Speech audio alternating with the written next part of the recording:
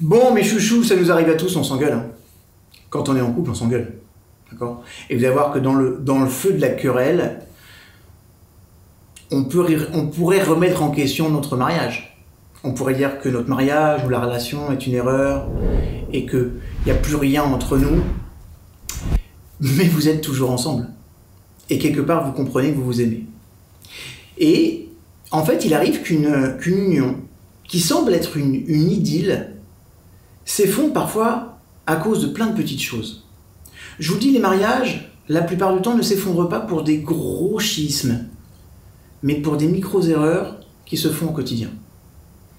Donc, ce que je voudrais aujourd'hui, c'est que vous puissiez comprendre la force d'une bonne relation conjugale. Les psychologues du monde entier s'interrogent souvent sur les fondements profonds d'un mariage réussi. Ça veut dire qu'il peut y avoir de nombreux éléments de stabilité, et ça ne signifie pas obligatoirement que des dîners aux chandelles, ou l'absence de conflit, ou on est toujours d'accord ensemble. Vous allez voir que certains des ingrédients pour une réunion réussie sont extrêmement simples à mettre en place, mais il faut juste en avoir conscience. Et aujourd'hui, ce que je vais partager avec vous, c'est le fruit d'une étude que j'ai observée sur ces couples qui fonctionnent et qui durent. Et voilà, parce que c'est important. Première chose, vous pensez souvent à votre partenaire en son absence. Ça, c'est très important. En fait, plus nous rêvons d'un partenaire quand il n'est pas avec nous, plus nous sommes amoureux de lui. Ça, c'est une étude qui a été menée par des psychologues américains de l'université de Stony Brook et qui ont interrogé 300 couples mariés. D'accord ? Et c'est particulièrement vrai parmi les hommes amoureux. Leur partenaire de vie leur manque particulièrement et ils attendent leur retour.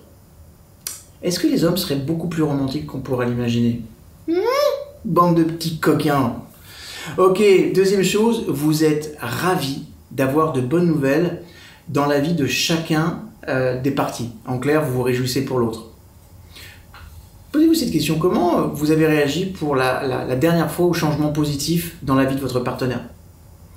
Plus vous montrez enthousiaste en faisant ça, vous allez voir que meilleures sont les perspectives de votre relation au cours des prochains mois. C'est-à-dire que plus on se réjouit pour la personne, et mieux c'est.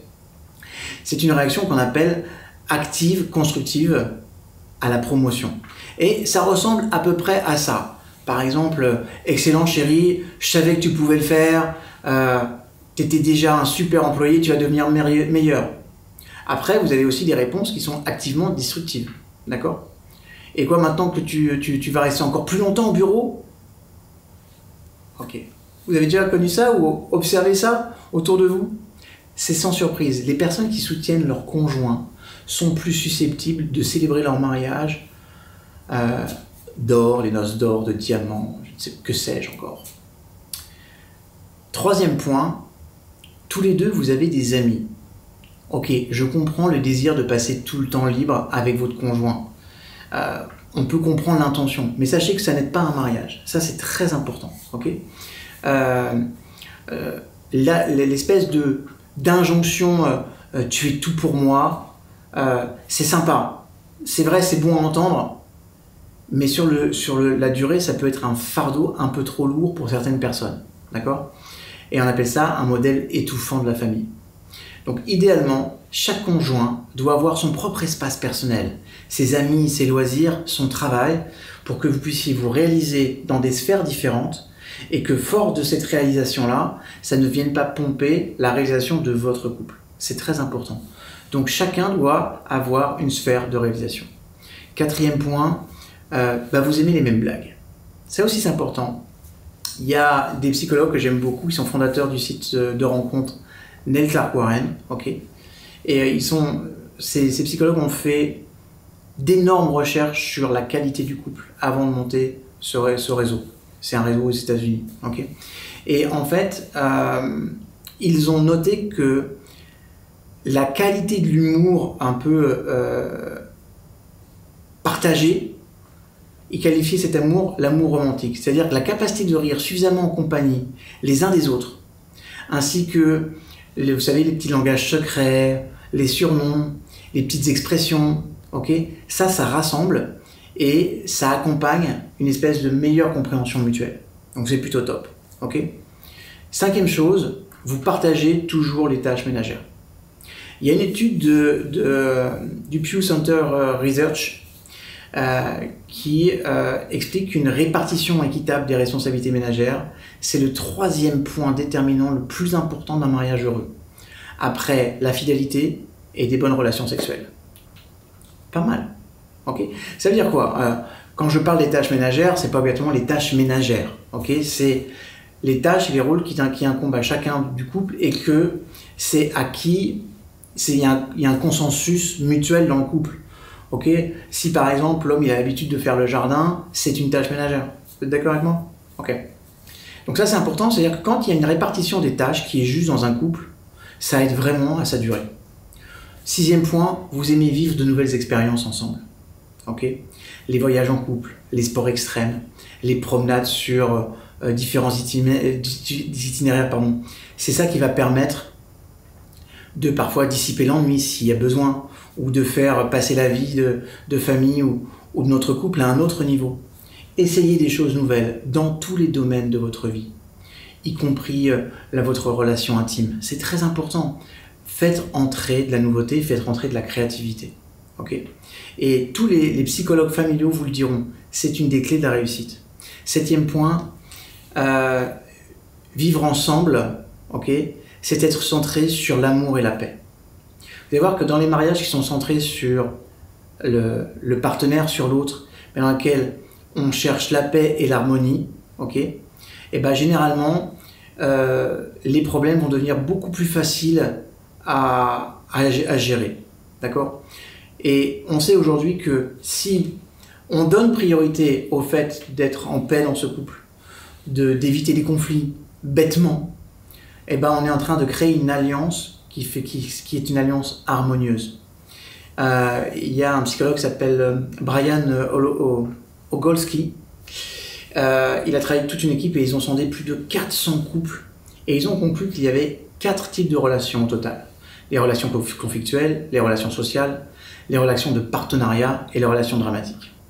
Les couples socialement impliqués regardent leurs proches, ils écoutent leurs opinions et leurs relations sont largement contrôlées par l'extérieur. D'accord ? Les personnes qui vont être conflictuelles, bah, ils se disputent en fait. Ils se disputent, ils se réconcilient souvent. Ça résiste plus ou moins au temps et aux émotions. On a les dramaturges, okay, ceux qui sont drame, eux, ils ont tendance à des manifestations extrêmes de sentiments. Ils vont facilement passer rapidement de l'amour à la haine. Et on sait que ce type de relations sont les relations qui seront le plus facilement. Les alliances les plus solides sont les alliances de partenariat. Quand je vais considérer l'autre comme un associé de vie, comme un partenaire. Et que ce que je cherche, c'est qu'ensemble, nous ayons une solution qui est une solution de paix. Huitième point, c'est un point très important, vous savez vous réconcilier. Le signe principal d'une relation saine, c'est la capacité de trouver un langage commun après une dispute. Et ça, c'est très très très important. Les couples les plus heureux sont unis par le fait qu'ils disent clairement à leur partenaire qu'ils les écoutent, okay, même pendant un scandale, okay, ça veut dire que il y a une écoute mutuelle même quand on s'engueule. Ça, c'est important. Ça veut dire que ces couples-là, ils sont sensibles aux sentiments de l'autre. Ils savent demander pardon, trouver les bons mots et le réconfort. Et vous verrez que si vous appliquez peut-être à la lettre ou le plus possible ces 8 points-là, ne vous posez pas la question de savoir si votre couple il tiendra longtemps. Il tiendra dans le temps, assurément. Donc ça peut valoir le coup. Mais ce qui peut valoir le coup, c'est peut-être de faire une petite introspection. Tiens, sur ces 8 points, quel est celui sur lequel vous êtes le moins clair en ce moment? Juste un. Et prenez l'engagement, ici, là, dans les commentaires, avec moi, comme si j'étais votre coach. Prenez l'engagement de réguler ce point-là. C'est OK? Je vous aime. Partagez, likez. Si vous n'êtes pas encore abonné, je ne comprends pas. Vous passez à côté d'une bénédiction sur 26 générations. C'est quand même dommage. Et puis surtout, je vous rappelle que sur davidlefrançois.com, vous avez accès à une formation gratuite et tout l'ensemble de mes programmes pour ceux qui veulent savoir ce que je propose. Que ce soit les formations de coach, tous les programmes. Je vous aime. très bientôt.